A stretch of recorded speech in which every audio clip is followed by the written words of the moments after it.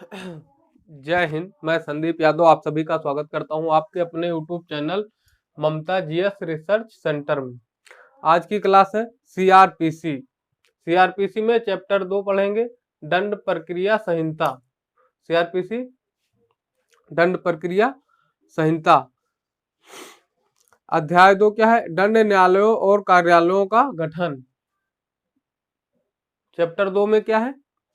दंड न्यायालयों और कार्यालयों का गठन, constitution of criminal court and office. धारा पहले में धारा 6 क्या है? दंड न्यायालयों के वर्ग। धारा 6 में है दंड न्यायालयों के वर्ग। समझ लेते हैं दंड न्यायालय के वर्ग कैसे। उच्च न्यायालय और इस संहिता के अधीन। धारा उच्च न्यायालय और इस संहिता से विभिन्न किसी विधि के अधीन गठित न्यायालयों के अतिरिक्त प्रत्येक राज्य में निम्न वर्ग के दंड न्यायालय होंगे, जैसे सेशन न्यायालय, प्रथम वर्ग न्यायिक मजिस्ट्रेट और किसी महानगर क्षेत्र। अगर कोई महानगर क्षेत्र है तो महानगर मजिस्ट्रेट नियुक्त होंगे, और द्वितीय वर्ग न्यायिक मजिस्ट्रेट। तीसरे नंबर पे आएंगे द्वितीय वर्ग न्यायिक मजिस्ट्रेट, और चौथे नंबर पे कार्यपालिका मजिस्ट्रेट। चौथे नंबर पे होंगे कार्यपालिका मजिस्ट्रेट। धारा 7। धारा 7 क्या है? प्रादेशिक खंड। धारा 7 में है प्रादेशिक खंड। प्रादेशिक खंड में क्या है? प्रत्येक राज्य एक सेशन खंड होगा। इस संहिता के प्रयोजन के लिए प्रत्येक सेशन एक खंड, एक जिला होगा, खंड या एक जिला होगा, परंतु प्रत्येक महानगर क्षेत्र उक्त प्रयोजनों के लिए एक पृथक सेशन खंड और न्यायालय या जिला होगा। खंड जिला होगा या खंड न्यायालय जिला होगा। धारा 8। धारा 8 में क्या है? महानगर क्षेत्र। धारा 8 में महानगर क्षेत्र। महानगर क्षेत्र किसे कहा जाएगा? महानगर क्षेत्र राज्य सरकार किसी भी क्षेत्र को महानगर तब घोषित करेगी जब उस क्षेत्र की आबादी 10 लाख से अधिक होगी। कितने? 10 लाख से अधिक।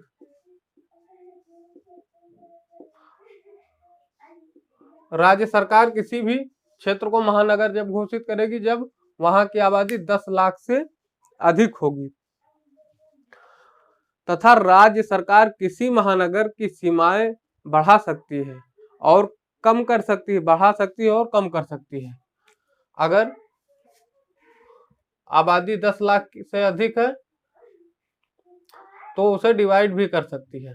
इसे 2 भागों में कर देगी तो कम भी कर सकती है, 2 भाग में बांट के कम कर सकती है। और अगर 9 लाख से अधिक है तो सीमा बढ़ा के उसे 10 लाख घोषित करके और महानगर राज्य घोषित कर दिया, महानगर राज्य या महानगर क्षेत्र घोषित कर दिया जाएगा। धारा 9। सेशन न्यायालय क्या है? राज्य सरकार प्रत्येक सेशन खंड के लिए एक सेशन न्यायालय स्थापित करेगी। धारा 9 में राज्य सरकार प्रत्येक सेशन खंड के लिए एक सेशन न्यायालय स्थापित करेगी। प्रत्येक सेशन न्यायालय में एक न्यायाधीश पीठासीन होगा जो उच्च न्यायालय द्वारा नियुक्त होगा। किसके द्वारा नियुक्त होगा? उच्च न्यायालय द्वारा नियुक्त होगा। अब इसमें क्वेश्चन पूछ लिया जाता है कि सेशन न्यायालय के पीठासीन की नियुक्ति कौन करता है? इसमें क्वेश्चन पूछा जा सकता है कि सेशन न्यायालय के पीठासीन न्यायाधीश की या न्यायाधीश पीठासीन की नियुक्ति कौन करता है? उच्च न्यायालय करता है। कौन करता है? उच्च न्यायालय करता है। उच्च न्यायालय अपर सेशन न्यायाधीशों और सहायक सेशन न्यायाधीशों को भी सेशन न्यायालय में अधिकारिकता का प्रयोग करने के लिए नियुक्त किया जाएगा। जो उच्च न्यायालय अपर सेशन न्यायाधीश और सहायक सेशन न्यायाधीश को भी सेशन न्यायालय में अधिकारिकता का प्रयोग करने के लिए नियुक्त किया जाएगा। इनको भी अधिकारिकता के लिए सेशन न्यायालय में नियुक्त किया जा सकता है। और 10 नंबर पे धारा 10। धारा 10 क्या है? धारा 10 में है सहायक सेशन न्यायाधीश। कौन है? सहायक सेशन न्यायाधीश उस सेशन न्यायाधीश के अधीनस्थ होंगे। जो सहायक सेशन न्यायाधीश होते हैं उस सेशन न्यायाधीश के अधीनस्थ होंगे जिसके न्यायालय में वो अधिकारिकता का प्रयोग करते हैं।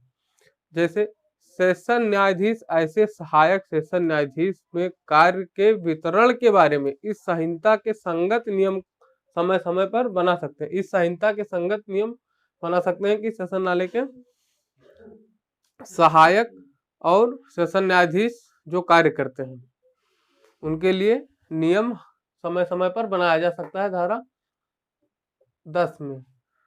धारा 11 न्यायिक मजिस्ट्रेटों के न्यायालय। धारा 11 में न्यायिक मजिस्ट्रेटों के न्यायालय। प्रत्येक जिला न्यायिक मजिस्ट्रेटों के न्यायालय। न्यायालय में क्या है? प्रत्येक जिला जो महानगर क्षेत्र नहीं है वहां प्रथम वर्ग और द्वितीय वर्ग के मजिस्ट्रेट के इतने न्यायालय ऐसे स्थान पर स्थापित किए जाएंगे जो राज्य सरकार उच्च न्यायालय से परामर्श के बाद जिनसे संबंधित अधिसूचना जारी की गई हो।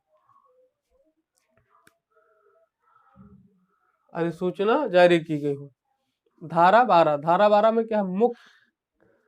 मुख्य न्यायिक मजिस्ट्रेट और अपर मुख्य न्यायिक मजिस्ट्रेट। मुख्य न्यायिक मजिस्ट्रेट और अपर मुख्य न्यायिक मजिस्ट्रेट।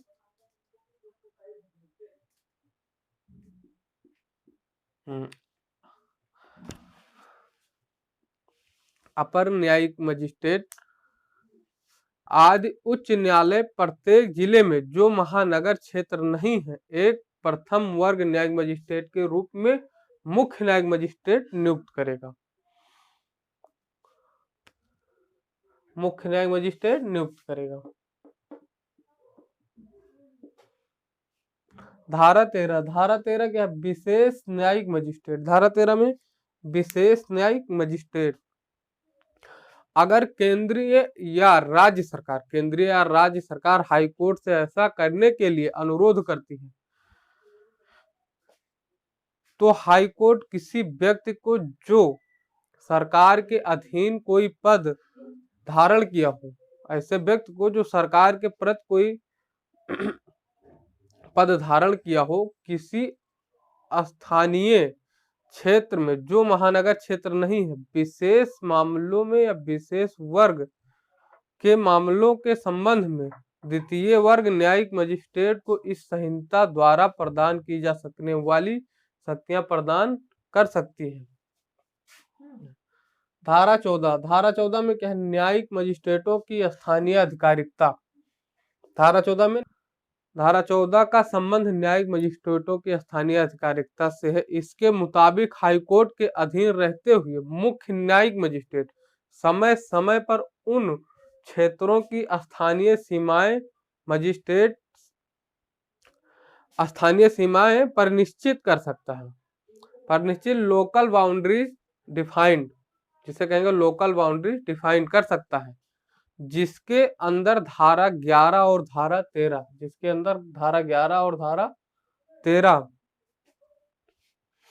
के अधीन नियुक्त मजिस्ट्रेट उन सब शक्तियों का प्रयोग कर सकते हैं। इसके अधीन नियुक्त जितने धारा 11 और धारा 13 के अधीन जितने मजिस्ट्रेट नियुक्त हैं वो शक्तियों का प्रयोग कर सकेंगे। सेक्शन 15 न्यायिक मजिस्ट्रेटों का अधीनस्थ होना। न्यायिक मजिस्ट्रेटों का अधीनस्थ होना जैसे प्रत्येक मुख्य न्यायिक मजिस्ट्रेट सेशन न्यायाधीश के अधीन होंगे और अन्य न्यायिक मजिस्ट्रेट सेशन न्यायाधीश के साधारण निमंत्रण के अधीन रहते हुए मुख्य न्यायिक मजिस्ट्रेट के अधीन होंगे। जैसे मुख्य न्यायिक मजिस्ट्रेट अपने अधीनस्थ न्यायिक मजिस्ट्रेटों में कार्य के वितरण के बारे में समय समय पर इस संहिता से संगत नियम बना सकता है या आदेश दे सकता है। संगत नियम बना सकता है या आदेश दे सकता है। धारा 16 में क्या है? महानगर मजिस्ट्रेटों के न्यायालय। 16 में महानगर मजिस्ट्रेट के न्यायालय प्रत्येक महानगर क्षेत्र महानगर मजिस्ट्रेटों के इतने न्यायालय ऐसे स्थानों में स्थापित किए जाएंगे जितने राज्य सरकार उच्च न्यायालय से परामर्श के पश्चात अधिसूचना विनिर्दिष्ट कर सके। जैसे न्यायालय के पीठासीन अधिकारी उच्च न्यायालय द्वारा नियुक्त किए जाएंगे। न्यायालय के पीठासीन अधिकारी उच्च न्यायालय द्वारा नियुक्त किए जाएंगे। किसके द्वारा नियुक्त किए जाएंगे? उच्च न्यायालय। प्रत्येक महानगर मजिस्ट्रेट की आधिकारिकता और शक्तियों का वितरण या विस्तार महानगर क्षेत्र से सर्वत्र होगा। महानगर क्षेत्र से सर्वत्र होगा। सर्वत्र होगा।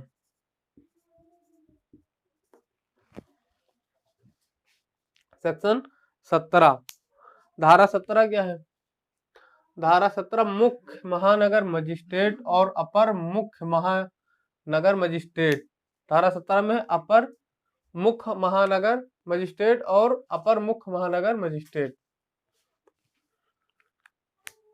धारा 17 मुख्य महानगर मजिस्ट्रेट और अपर मुख्य महानगर मजिस्ट्रेट उच्च न्यायालय अपनी स्थानीय आधिकारिकता के भीतर प्रत्येक महानगर में एक मुख्य महानगर मजिस्ट्रेट नियुक्त करेगा। एक मुख्य महानगर मजिस्ट्रेट नियुक्त कर सकता है।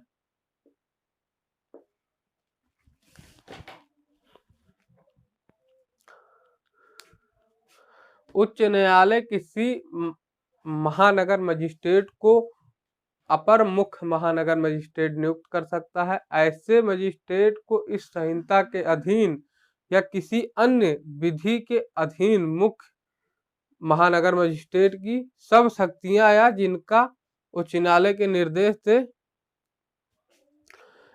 दे या प्राप्त होगी।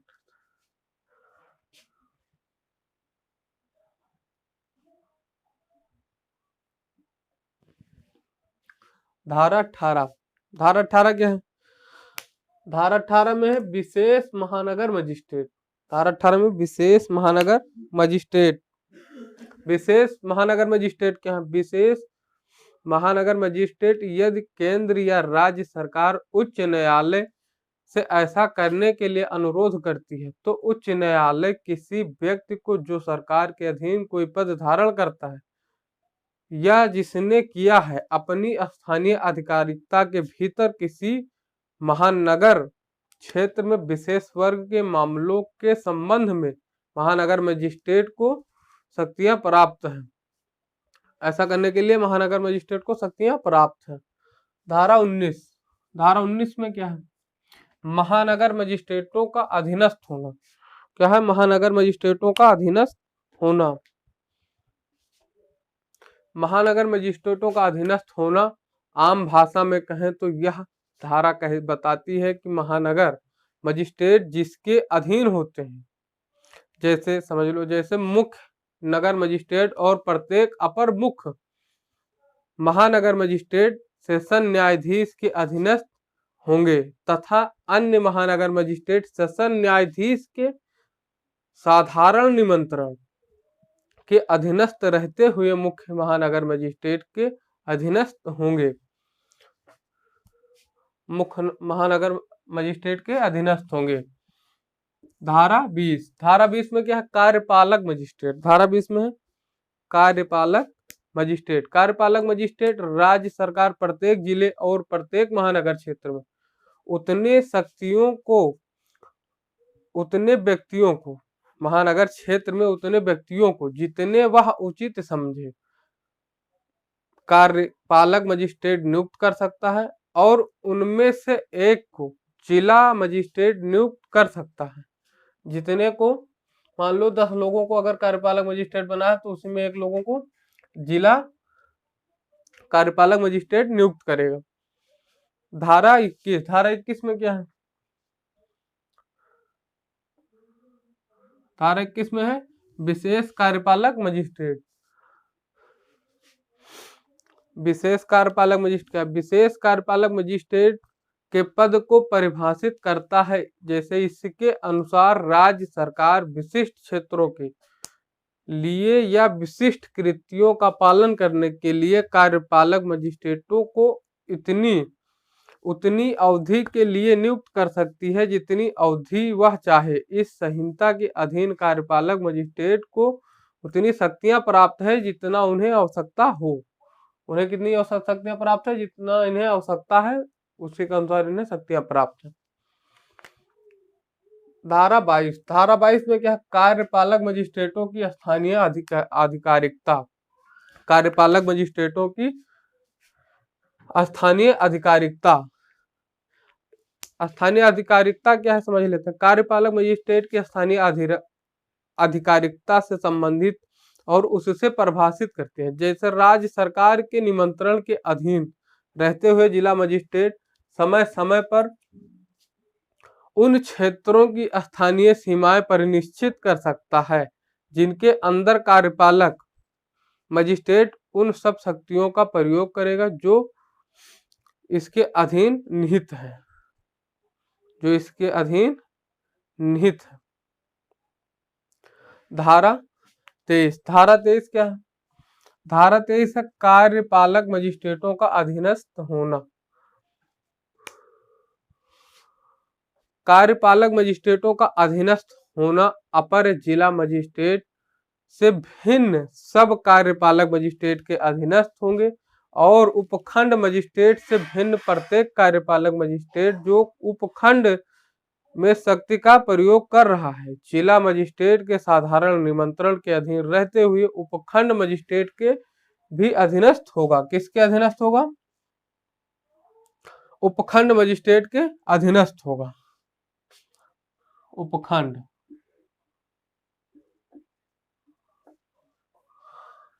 धारा 24 लोक अभियोजक। धारा 24 क्या है? धारा 24 है लोक अभियोजक।